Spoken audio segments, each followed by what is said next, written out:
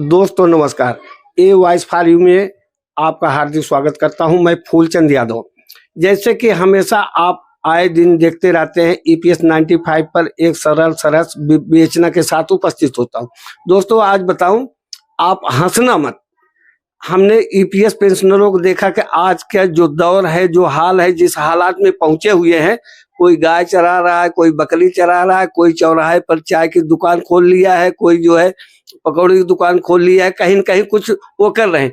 ये समय की विडंबना कहा जाए या पेंशनर की व्यवस्था कही जाए या मजबूरी कही जाए, जो भी हो, आज एक मैं आपसे निवेदन करूंगा। आप लोग कहते हैं कि मैं सुनते सुनते थक गया हूं, अब आप बोलना बंद कर दीजिए। दोस्तों मैं बताऊं आपको, अगर बड़े बूढ़ों के साथ उनकी लड़ाई में साथ खड़ा होना अन्याय है तो ये अन्याय मैं दावे के साथ हर रोज करता रहूंगा, क्योंकि मैं उस संस्कार से आता हूं, उस धरती से आता हूं जहां पर श्रवण पैदा हुए हैं। अयोध्या का ही रहने वाला हूं, जहां पर राम पैदा हुए हैं, ठीक है, जहां पर भगवान श्री कृष्ण पैदा हुए हैं।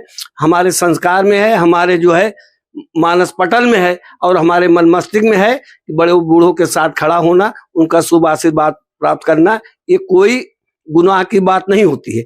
ये आदर्श काम है। आने वाले भविष्य में, आने वाले समय में, आने वाली पीढ़ी को भी मैं सचेत करूंगा कि बूढ़ों के प्रति, बुजुर्गों के प्रति हमेशा संवेदनशील रहें, सहिष्णुता, सहनशीलता का भाव रखें। अगर आज हमारे समाज के बड़े बूढ़े वर्ग के लोग उपेक्षित हो जाएंगे, ना उनका प्राण बचेगा, ना उनकी प्रतिष्ठा बचेगी। जैसे कि आप जानते हैं कि अशोक राव जी, हमारे कमांडर साहब, कहते हैं कि भगवान श्री राम की प्राण प्रतिष्ठा तो हो गई, ये सरकार कब हमारे प्राण की रक्षा करेगी, कब हमारे प्रतिष्ठा की बात करेगी। बात जो है सार्वभौमिक है, यथास्थित सत्य कह रहा हूं, जो कहने की बात है। अगर किसी लड़ाई को लड़ते लड़ते इतना लंबित कर दिया जाए, धीरे धीरे समय जो है 10 साल का बीत जाए, तो आप क्या कहेंगे? यह तो हमारी लड़ाई में गतिशीलता जो है कमजोर रही, या हमारी जो है प्रयास जो है कम रहे, या सरकार के रवैया हमारे प्रति अच्छा नहीं रहा, उनका आशा और आश्वासन जो है हमारे प्रति उनका अच्छा नहीं रहा, जिसे कहा जाता है विश्वास में धोखा। सरकार ने विश्वास में हम बने रहे, उनके पदचिन्हों चलते रहे, अनुकरण करते रहे, हर रोज जो है सुनते रहे, तमाम सारी योजनाएं विकास की जो है, विकास पे विकास की परियोजनाएं शिलान्यास होता रहा, लेकिन एक भी शब्द हमारे आदरणीय चचा के मुंह से नहीं निकला कि ईपीएस पेंशनरों को भी हमने कुछ वादा किया है, हमने भी जो है सहानुभूति उनके प्रति दिखाई है, हमें भी आने वाले चुनाव में जो है जरूरत पड़ेगी। जैसे 13 तारीख के बाद कोड ऑफ कंडक्ट लागू होगा, तो हो सकता है कि उनके दिमाग में आए कि हमसे भूल हो गई। इसलिए हमारी ये वीडियो जो है पीएमओ ऑफिस में भी देखी जाती है, तो लोग देख करके आदरणीय प्रधानमंत्री जी को अवगत कराएं कि यह काम अभी बाकी है। ईपीएस 95 के जो पेंशन बढ़ोतरी की मांग है, जिसमें 7,500 रुपए प्लस मेडिकल की सुविधा, पत्नी का इलाज, कोई बड़ी बात तो है नहीं। जिन्होंने इस देश के निर्माण में, समाज के निर्माण में अपना जो है अमूल्य समय लगाया, श्रम का दान दिया, तब जाकर देश हमारा विभूषित हुआ, देश हमारा आगे बढ़ा है, देश हमारा आगे बढ़ा है, तब जाकर के हम जाकर के कुछ दुनिया में सिर ऊंचा करके रह पाए हैं। आप कहते हैं अगर पौरुष महत्ति शाम के अधीन हो जाए तो रण में इन भुजाओं को तौलेगा कौन। चरण चुम्बन की भाषा अगर हम ही करते रहे तो आग की भाषा बोलेगा कौन। आग की भाषा बोलता हूं, तत् के साथ बोलता हूं, सत्य के साथ बोलता हूं। अगर ये गुनाह है तो मैं ये गुनाह करता रहूं। दोस्तों मैं उनका बड़ा आभार प्रकट करता हूं जो रोज कमेंट में लिखते हैं कि फूलचंद जी धन्यवाद, फूलचंद जी मैं आपका आभारी हूँ, फूलचंद जी मैं आपको सुनता हूँ। तो मैं उनको जो है करबद्ध प्रार्थना करते हुए नमन करता हूं कि आपके साथ हम हैं तो आप हमारे साथ हैं। यह लड़ाई आगे भी चलती रहेगी, चाहे आने वाले समय में सरकार कोई भी हो। हमारी लड़ाई सरकार से, सरकार कोई भी हो, जैसे कि हमारे आदरणीय अशोक राव जी, वीरेंद्र जी और भटनागर जी, ये सब विभूतियां जो है क्या काम की, पक्ष वालों से भी मिले हैं, विपक्ष वालों से मिले हैं, आशा आश्वासन के जो है जख्म भले मिले हैं, लेकिन एक बार थोड़ी देर के लिए तसल्ली तो मिल जाती है कि उन्होंने कहा काम हो जाएगी, तो हम अंदर से कितना खुश होते हैं। उस तरह से खुश होते हैं ना जैसे हम मुसीबत के दौर से गुजर रहे हो और हमारा दोस्त कहे यार घबरा मत, तेरी जो मुसीबत है कल टल जाएगी, तुझे जो पैसे की जरूरत है हम दे देंगे, देना। लेकिन थोड़ी देर के लिए तो उम्मीदें जग जाती है ना। यही हमारे बुजुर्गों के साथ हुआ, आशा भी मिला, आश्वासन भी मिला और विश्वास में धोखा भी मिला। बिल्कुल आप सही सुन रहे हैं कि विश्वास का ये धोखा है। दुनिया में 4 चीजें ऐसे होती जिसे न तोड़ा जाए। आप भी गौर करें वो क्या चीजें मैं बताने चल रहा हूँ। दुनिया में 4 चीजें ऐसी होती जिसे कभी कोई किसी का न तोड़े। वो 4 चीजें होती है विश्वास, वादा, संबंध और दिल।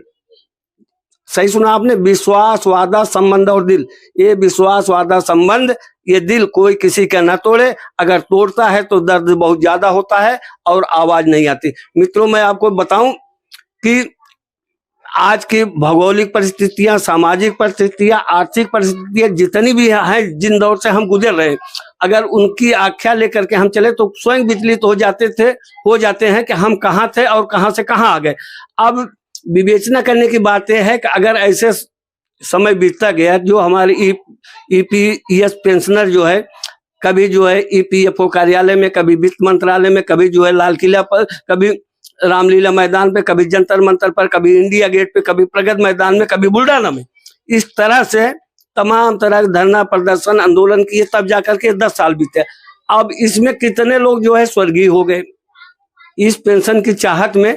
कितने हाई ब्लड प्रेशर हुआ, कितने को शुगर हुआ, कितने को डायबिटीज हुआ, कितने को वाइट पेन हुआ, कितने संक्रमण के शिकार हो गए, जिसके वजह से और उनके सपने पूरे नहीं। हर बुजुर्ग की एक तमन्ना होती, बुजुर्ग क्या, एक दिन आप भी बुजुर्ग होंगे जो हमें सुन रहे हैं। जब आदमी बुजुर्ग हो जाता है तो उसके जीवन की आवश्यकताएं बढ़ जाती है। उसको ज्यादा मान सम्मान भी चाहिए, ज्यादा आराम की जरूरत पड़ती है, ज्यादा पैसे की भी जरूरत पड़ती है। इसलिए एक समाज का एक दायरा विस्तृत हो जाता है जिसमें नाती पोते बच्चे परिवार होते हैं। जैसे दोस्तों मैंने शुरू में कहा कि काफी ईपीएस पेंशन वालों को हमने देखा को वैकल्पिक जो है आय के तलाश में, कोई चाय का खोखा लगा लिया है, कोई चाय बेच रहा है, कोई मुर्गी पालन, बकरी पालन, छोटे छोटे जो है ना इस उम्र में उद्योग कर रहे हैं। बात तो स्वाभिमान की आती है कि अगर आपने अपना अमूल्य समय दे करके, श्रमदान दे करके देश के विकास के लिए किया, सरकार का वादा था और आपने कंट्रीब्यूट किया है, 12% का जो कंट्रीब्यूशन है वो एक एक पेंशनर के लाखों लाखों रुपए जमा है। आखिर ये पैसे सरकार के गए कहाँ? ये पैसे तो आपको एक मुफ्त मिल जाना चाहिए। अगर नहीं मिलता है तो लाइफ टाइम आपको पेंशन मिलता है। एक दौर हुआ भी होता था कि जब आपकी तनख्वाह 20,000 होती थी, रिटायर होते थे आप, तो आपको 10,000 पेंशन मिलती। कदाचित अगर कोई असामयिक घटना हो जाती थी तो उस घटना में जो है आश्रित जैसे पत्नी है तो उसको जो है आधी पेंशन मिलना शुरू हो जाता था। वो जीवन बड़ा सुखमय होता था।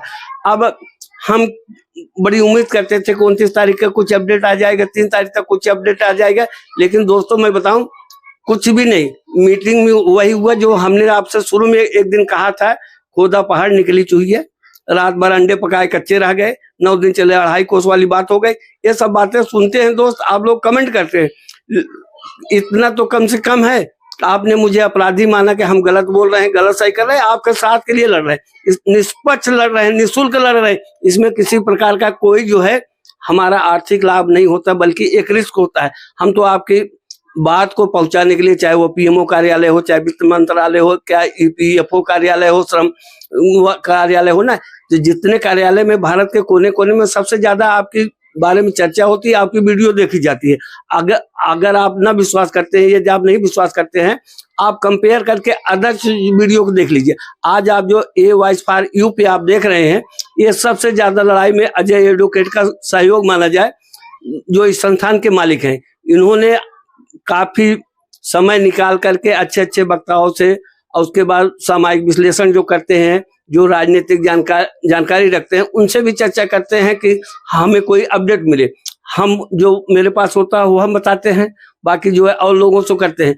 आज की बात आप सोचिए कि हमारे आदरणीय प्रधानमंत्री केवल कह देने से है कि ये मोदी जी की गारंटी है, कल से ईपीएस पेंशनरों की पेंशन मान ली जाएगी। शायद आप भी इसी बात को कहते होंगे, ये आदरणीय मोदी जी की गारंटी है, गारंटी देने में उनको देर क्यों हो रही? क्या उनके सम्मान के योग्य बुजुर्ग नहीं है? क्या उनके विकास और समृद्धि में बुजुर्गों का योगदान नहीं है? अब इस पर हम चाहें कि मोदी जी जो है गारंटी दें, और इस गारंटी की आशा और विश्वास आप भी उम्मीद लगाए हैं कि इस 10 दिन के अंदर जो है आपको कुछ गारंटी मिल जाएगी, तो जीवन सरल और सरस हो जाएगा। इसी के साथ मैं अलविदा लेता हूँ। Phoolchand Yadav, a voice for you. नमस्कार।